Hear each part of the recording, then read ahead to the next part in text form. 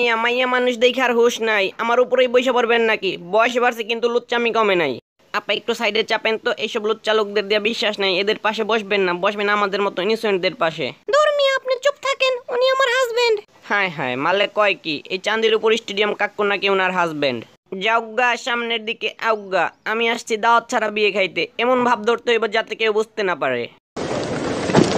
কিন্তু কথা হইতেছে আসছি তো সেই কোন সকালে, ফৈনের পুত্র এখনো খাবার দেয় না কেন? এদিকে তো খিদার চোটে আমার পেটের ভেতর ইঁদুর চিকা মারামারি নষ্ট করে নারী ভুরি শুরু হয়ে গেছে।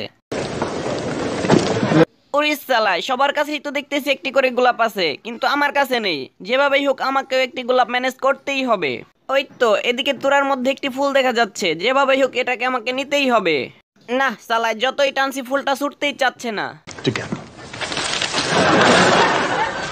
হ্যাঁ, এখন আমার কাছেও একটি গোলাপ আছে, এখন আর কেউ বুঝতেই পারবে না যে আমি বিনা দাওতে আসছি বিয়ে খেতে।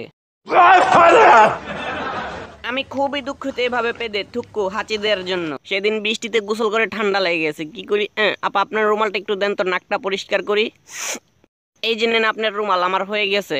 আরে মেয়ে পেছন থেকে এত কথা বলেন কেন? গার্লফ্রেন্ড নিয়ে আসছেন দেখে কি কথা বলা লাগবে নাকি? গার্লফ্রেন্ড তো আমিও নিয়ে আসছি, কই আমি তো কথা বলি না। এই যে ম্যাডাম, বয়ফ্রেন্ডের সাথে বাসায় যায় পেঁচাল পারেন, মন চাইলে এখন আমার সাথে পেঁচাল পারেন, নাইলে অফ থাকেন।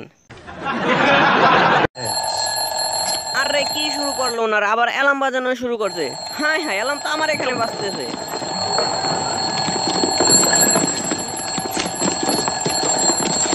না চালার কিছুতেই তো বন্ধ করতে পারতেছেন এই পাজি অ্যালার্মটাকে। উফ বাঁচলাম। অ্যালার্মটা বেজে উঠছিল, আপনারা কেউ মাইন্ড খায়েন না, হাতে টাকা পয়সা কম তো তাই এইটাই আনছিলাম। বড় বাসা বাইসে গেলাম, বাইদা রাস্তা, ফৈনের পুতরা এখনো খাওয়ান দিল না, খিদে আমার পেটের অবস্থা পুরা 12টা বাইজে গেছে। দাঁড়া, ফৈনের পুতেকে গিফট দিমই না, গুলিস্থানে নিয়ে বেচ্চা কটকটি খায় ফেলামো।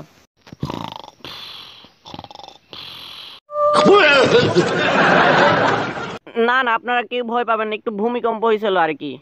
মিস্টার গিট্টু, আপনি সকিনারে বলেন আমি তোমারে বিয়ে করে ভরণ পোষণের দায়িত্ব নিলাম, তাহলেই বিয়ে সম্পন্ন হয়ে যাবে।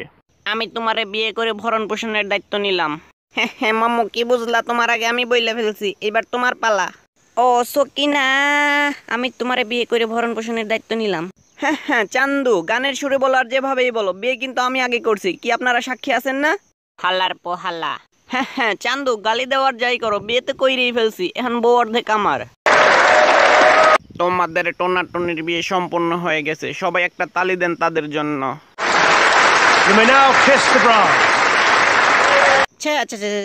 লজ্জা শরম বলতে কিচ্ছু নাই, পাবলিক প্লেসে কি করতেছে এগুলা? এখন চলুন সবাই তাদের জন্য একটু দোয়া করি মন খুলে, যেন তারা সুখী হতে পারে। হায় হায়, কি করতেছে এরা সব? সবাই দেখি একটা করে বালিশ নিয়ে এসেছে সাথে করে, আমি কি করি? আইডিয়া, এই কাকুরটাই আমি নিয়ে নেব।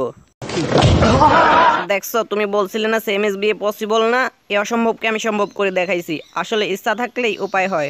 এখন চলো বাসায় যাই। এ বেড়া ফৈন্নির পুরো অনুষ্ঠান জুড়ে অনেক জ্বালাইছিস, কিছু বলতে পারি নাই, এখন পাইছি, এখন তোর একদিন কি আমার যতদিন লাগে। আরে বেটা, তুই তো আমারে ধরতেই পারবি না, লাগালাগি তো পরের কথা। ফৈন্নির তোরে আজকে খাইছি। না, গণপিটুনি খায় আলু ভর্তা হওয়ার আগে তাড়াতাড়ি কাইটে পড়ে দিক থেকে। ও যাওয়ার আগে গিফটটা দিয়ে যাই। ভাই ভালো থাকিস তোরা, সুখী হও জীবনে, দোয়া করি। আরে মিয়া তাড়াতাড়ি গাড়ি উঠেন, মুখের মধ্যে টিকিট রাখা দিছেন, কথা কইতে পারেন না। বেটা পুচকে বেশি বল পাকনামি করবি না। বেটা পুচকে, তোর জন্য আমার টিকিটটাই উড়ে গেল। হায় হায়, টিকিট আবার কোথায় উড়ে গেল? শালার এক টিকিট নিয়ে তো ভালো মুসিবতে পড়লাম, ধরতেই পারতাছি না। এই তো পেয়েছি, এবার যে করেই হোক টিকিটটা আমাকে নিতেই হবে। আর ইসালায়, টিকিটটা তো মুরগিটার পায়ে আটকে গেছে, যাই হোক টিকিটের সাথে মুরগিটাও চুরি করে নিয়ে যাব, তারপর গ্রিল চিকেন পার্টি করে বন্ধুদেরকে খাইয়ে দেব। না সালা, এতক্ষণ তো শুধু টিকিটটাই প্যারা দিচ্ছিল, এখন আবার সাথে মুরগিটা উদয় হয়েছে, কি যে করি। না, বসে তো দেখা যায় টিকিট সহ মুরগির পেছনে দৌড়াদৌড়ি শুরু করে দিয়েছে, এদিকে তো আবার বাস ছাড়ারও সময় হয়ে গিয়েছে। পাজি মুরগি, আমার হাত থেকে তোর কিছুতেই নিস্তার নেই, টিকিট তো আমি নেবই, সাথে সাথে তোকেও চুরি করে নিয়ে যাব, তারপর গ্রিল চিকেন করে খাবো। আরে সালায়, ফ্রিতে মুরগি পেয়ে গিয়েছি, বাসায় নিয়ে যাই, বউ অনেক খুশি হবে। হ্যাঁ হ্যাঁ, চাচা দেখি আমার সম্পদ নিয়ে ভাগতেছে। হ্যাঁ হ্যাঁ, শালা বুইরা তো সত্যি সত্যি আমার চিকেন ডিনার নিয়ে গাড়ি স্টার্ট দিয়ে ভাইগা গেল। এখন এই সাইকেল নিয়ে গাড়ির পেছনে ধাওয়া করতে হবে, না হলে আমো সালা থুক্কু মুরগি ও টিকিট দুটোই হারাতে হবে।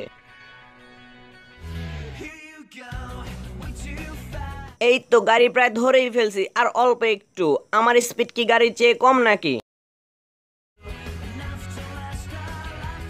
না সালার, এই অল্প একটু দূরত্বই তো আর কমাতে পারছি না। ধুর, পেছন থেকে গাড়ি এসে আবার ডিস্টার্ব করতেছে। আইডিয়া, এমনিতে ওই বুইড়ার গাড়িকে ধরতে পারবো না, এই পিকআপ ভ্যানের সাহায্য নিয়ে তারপরে বুইড়ার গাড়িকে ধরতে হবে। এখন হ্যাঁ হ্যাঁ, গাড়ি ব্রেক চেপে দিয়েছে। ধন্যবাদ আমাকে সাহায্য করার জন্য। হ্যাঁ হ্যাঁ, আমার সাইকেল চলবে এখন বাতাসের আগে। এই তো প্রায় ধরেই ফেলেছি। হ্যাঁ হ্যাঁ, মুরগি তুমি কার গাড়িতে থাকো, তার গাড়ি কি আমার চেয়ে বড়?